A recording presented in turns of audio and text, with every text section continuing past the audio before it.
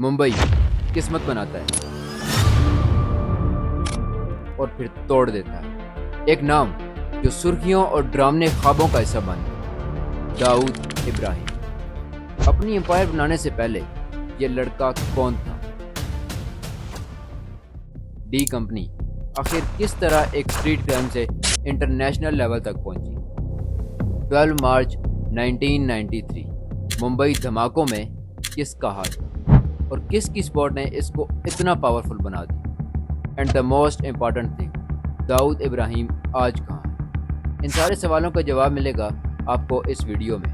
Welcome to my channel on record. 26 दिसंबर 1955 दाऊद इब्राहिम कासकर डोंगरी में पैदा हुआ। मुंबई के एक छोटे से मुस्लिम क्वार्टर में पला बड़ा।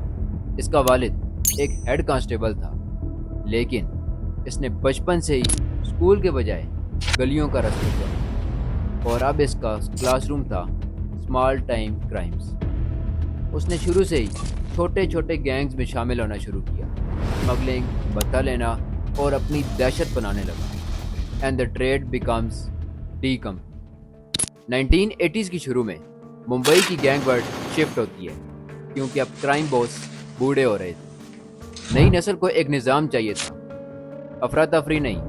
इसी मौका का फ़ायदा उठाते हुए दाऊद ने सारे गैंग्स को छोड़ा और डी कंपनी खड़ी कर दी। बिजनेस के नाम पर यह एक क्राइम वर्ल्ड था, जिसके अंदर gold smuggling, illegal currency exchange और ड्रग्स, इन सब से चलती थी ये कंपनी। अब दाऊद का अगला मिशन इस कंपनी को लोकल से ग्लोबल बनाना था, लेकिन 1980s के मिड से पुलिस की तरफ से प्रेशर दिया जाता है और इसी वजह से 1986 में दाऊद इब्राहिम इस कंपनी को मुंबई से दुबई शिफ्ट करता है। इस कंपनी की शिफ्टिंग से पूरे दुबई के अंदर पैसे की सर्कुलेशन स्टार्ट होती है और वो इंटरनेशनल कॉन्टैक्ट्स का एक सेंट्रल हब बन जाता है। और अब दाऊद इब्राहिम के कॉन्टैक्ट्स गुल्फ, पाकिस्तान, अफ्रीका और लंदन तक फैल चुके हैं और डी कंपनी अब लोकल नहीं बल्कि ग्लोबल बन चुकी है। पूरी दुनिया में फैलने के बाद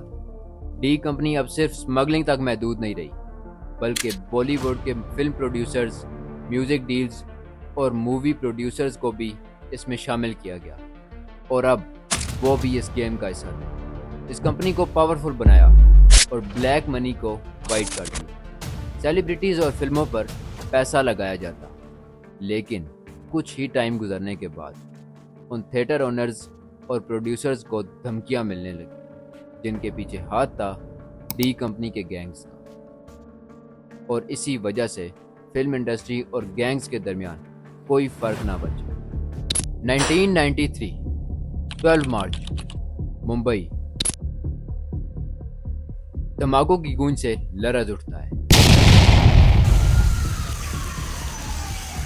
सिर्फ 2 घंटे और 12 मकामात पर बमबारी होती है। स्टॉक एक्सचेंज, मार्केट, होटल और पासपोर्ट ऑफिस, यहाँ तक कि एयरपोर्ट के करीब भी काफ़ी मकामात पर बमबारी हुई। When it was over, 257 pupils are dead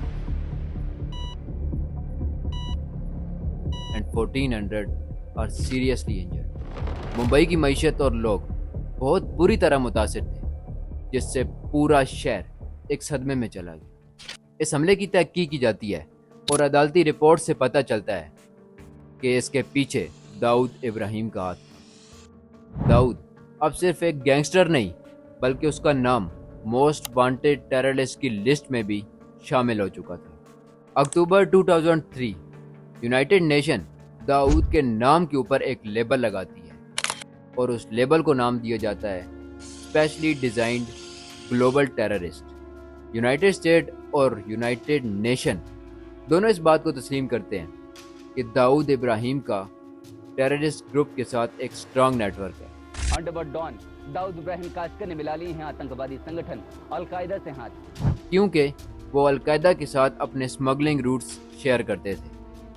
Dawood Ibrahim पर बहुत सी फाइनेंशियल रिस्ट्रिक्शन लगा दी गई और इसी क्लेम की वजह से डी कंपनी भी अब इंटरनेशनली उन कंपनीज की लिस्ट में शामिल हो गई जिन पर बहुत सी पाबंदियां लगी थी। इंडिया, जहाँ से ये सारी कहानी शुरू हुई थी, انڈین انٹیلیجنس اور جرنلسٹ، ان کا یہ کہنا تھا کہ داؤد ابراہیم پاکستان کے ایک شہر کراچی میں ہے۔ بہت سالوں کی انویسٹیگیشن اور رپورٹس سے یہ بات سامنے آئی کہ داؤد ابراہیم پاکستان سے کام کر رہا ہے، لیکن پاکستان کی طرف سے اس کو کوئی تحفظ نہیں دیا گیا۔ آج بھی کوئی آفیشیل ڈاکومنٹ یا سالڈ ایویڈنس نہیں ملا جس سے داؤد کی لوکیشن کو کنفرم کیا جائے، اور اسی وجہ سے پاکستان اور انڈیا کے درمیان بہت سے اختلافات رہے۔ داؤد ابراہیم اپنے آپ کو انڈر گراؤنڈ کر لیتا ہے، لیکن اس کے بعد بھی ڈی کمپنی چلتی ہے، ایک نئے نام اور چھوٹے کاروبار کی شکل میں۔ اس کا ایک ساتھی Chhota Shakeel human smuggling, drugs, illegal money transfer اور ریئل اسٹیٹ کے اندر ڈیلز کرنا شروع کرتا ہے۔ According to U S and watchdogs, آج بھی ڈی کمپنی کی منی لانڈرنگ اور اسمگلنگ روٹس ایکٹیو ہیں، لیکن بہت ہی خفیہ طریقے سے۔ داؤد ابراہیم ایک کرمنل نہیں بلکہ ایک کہانی ہے جس نے اس بات کو ثابت کیا کہ کس طرح لوپ ہولز، بلیک منی اور ویک بارڈرز کرائم کو زندہ کرتے ہیں۔